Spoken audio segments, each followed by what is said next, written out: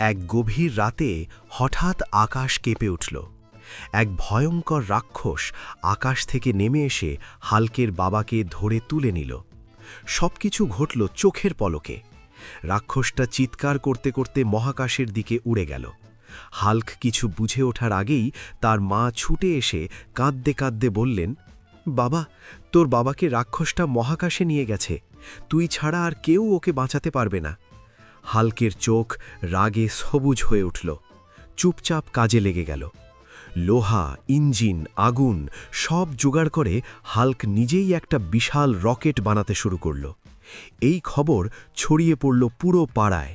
লোকজন ভিড় করে দাঁড়িয়ে গেল হাল্কের রকেট দেখতে। কেউ ভয় পাচ্ছে, কেউ অবাক হয়ে তাকিয়ে আছে। হঠাৎ বুম! রকেট আকাশে উড়ে গেল। হাল্ক পৌঁছে গেল মহাকাশে। সেখানে শুরু হলো ভয়ঙ্কর লড়াই। কিন্তু হাল্ক থামল না। Hulk smash!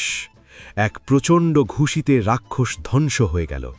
হাল্ক তার বাবাকে শক্ত করে ধরে নিরাপদে পৃথিবীতে ফিরে এলো। বাবা হাল্ককে জড়িয়ে ধরল।